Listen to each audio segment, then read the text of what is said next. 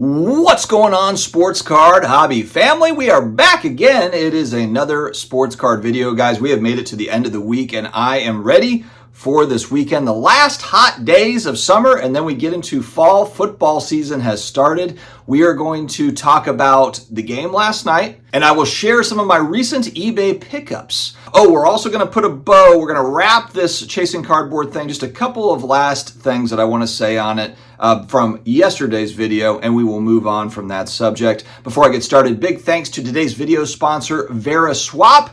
Awesome app where you can trade cards, you can add cash, and new lower fees. Check it out. 1.5% trade fee for under $10,000.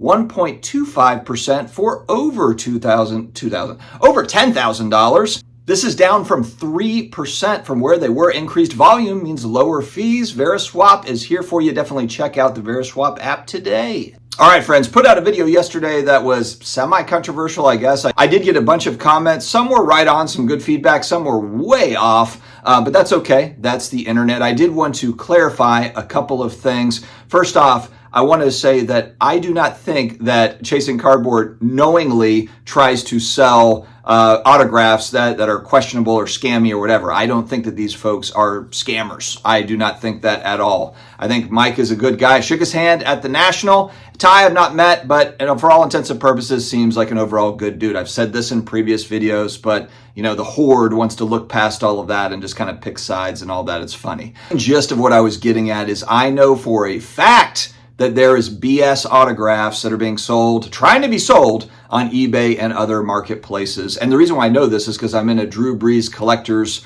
IG group, and probably once a week, maybe a couple times a week, there's a post. Somebody posts up like, hey, Drew Brees autograph for $40, check it out. And it's not even close to being a Drew Brees autograph. And so that is what the concern was, is that there are people out there, and Mike even said this, I think maybe it was last night on an interview I saw, or maybe it was a couple weeks ago, but he said, hey, I know people that are knowingly trying to sell really shady autographs or stuff that they know isn't right. And that's kind of the problem is that the average buyer on eBay or these other marketplaces, are they differentiating between sellers? Are they looking at it and saying, oh, this is the Breaker Culture eBay account, so this is all good. They've done their due diligence. They've looked into it. Are they doing that? Because I know the average buyer on eBay, I don't look at sellers many times. I'm just looking at cards. So they're looking to buy a card. How are they going to differentiate between that account versus this account?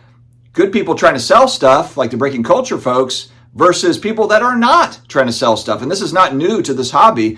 There is a trove of fake BS over the years, over the decades. There's been FBI investigations over it. Project Bullpen, I mentioned it yesterday. Folks kind of glossed over that, I think. But these are valid concerns. They're valid. I do not think that the Chasing Cardboard guys are out there trying to just get with they're like, oh man, we got 100 of these like bogus autos. We're going to offload them on eBay. No, I don't think that, and I never did. It's just that once you put it out there like that, you're just in the sea of questionable stuff. And I know that people will get upset about to just talking about unauthenticated autographs and should you be able to sell those, and a lot of people do sell them, they collect them, so they're going to take offense to what I'm saying. And the one thing I will say is we don't have to agree on everything. Again, this channel has been founded on just talking about broader subjects, talking about bigger hobby topics, some that I think make sense, some that I don't make sense. And I'm going to talk about it whether or not, if 99% of people think that my take is dumb, that's okay. If it's something that I've looked into, I've researched, and I don't necessarily agree with the majority of people, that doesn't mean that I'm going to just hide and not share that. A lot of times too, if it's something where maybe half the people don't agree with me or whatever, I can learn little nuggets from that. So I might put something out in the universe and I'll get some really good feedback and I'll say like, okay, I can kind of evolve my opinion on that particular topic. I know that there is nuance to the debate of unauthenticated autographs. I understand that. I think there's probably situational things that make sense. But if I'm looking at that space generally as a whole, to me, it just doesn't feel great. It's one of those big buyer beware parts of the hobby. And that's been, Mike has said that himself. The Chasing Cardboard folks, they did a video on it post post video on how to buy autographs. They went over the risks associated. So there's risk associated with any parts of the hobby. For me personally, this one is above some of the other ones. When you buy a new product, new sealed product or something, you know that you're going to get a box of cards, so yes, there's risk associated with what are you going to get in the box, but you're probably going to get what you paid for. You're probably going to get valid MLB debut cards or whatever. There's different levels of risk to the hobby. You're buying singles versus breaks. To me, as I learn more and more about this particular niche, I don't feel very comfortable with a lot of the stuff that I see. I'm glad that the Rock autographs came back authentic and that they're being, it looks like, auctioned off for charitable causes. So perfect. Look, it's all a win-win. But again, I don't think there's a bad thing with open debate on topics. I know that there's a lot of people that struggle with this and they have to pick a side and they have to get fiery, and that's okay. That's part of the world. That's part of life when you're talking about all sorts of different topics.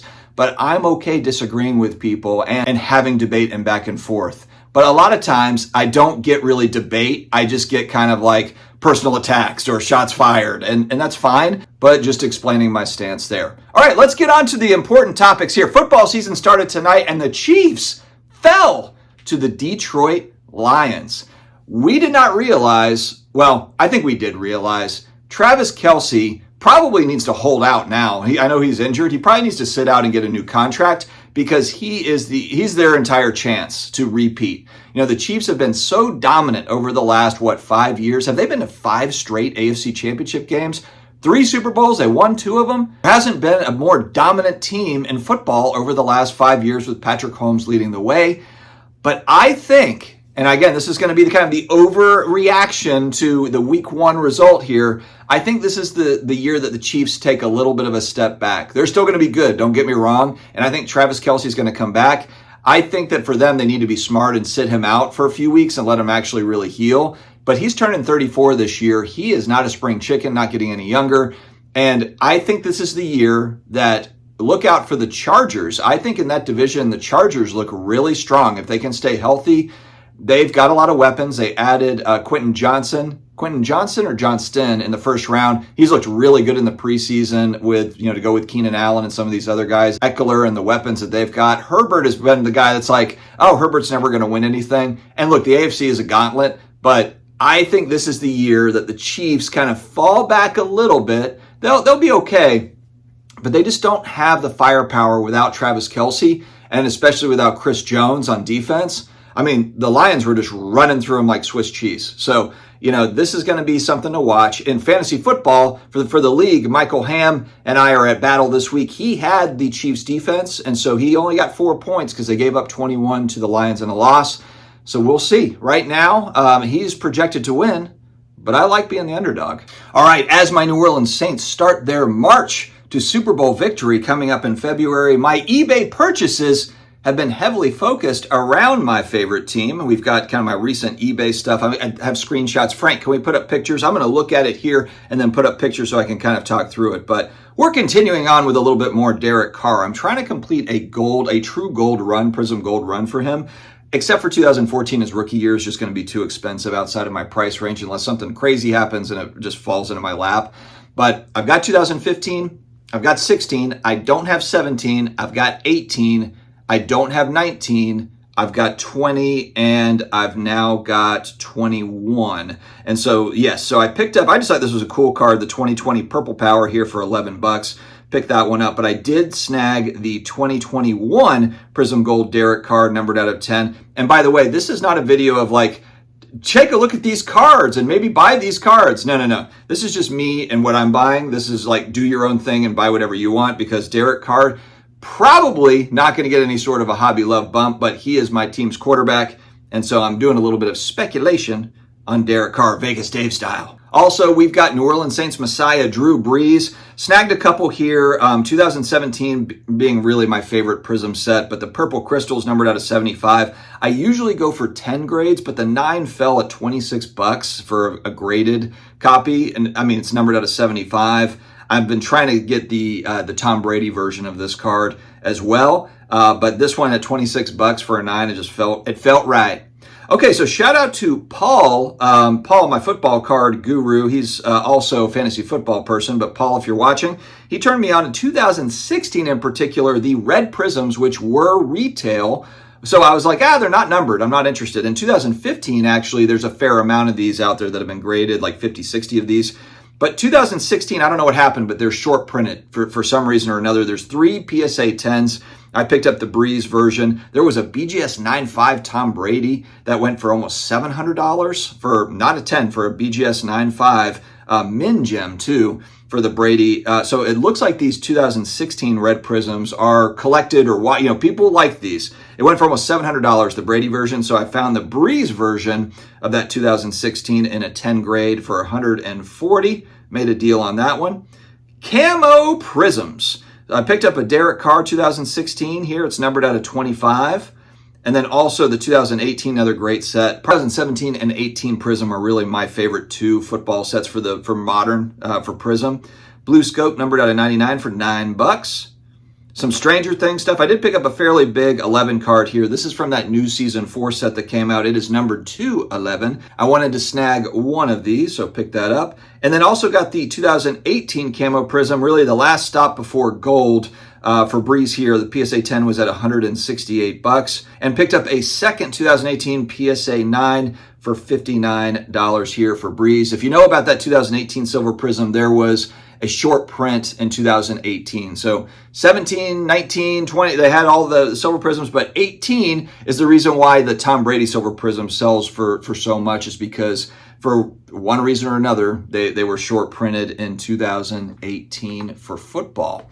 So that is it, guys. That is the recent pickups. It's Saints heavy. Obviously, I'm just ready for football season. I'm excited to see how we do against these Tennessee Titans, which I think are actually going to be really tough. It'll be in the Superdome, and we'll get a first look at Derek Carr and what can he do in his new team. We won't have Kamara, so we will see how it goes. Guys, stay healthy, stay awesome, and I will talk to you again later.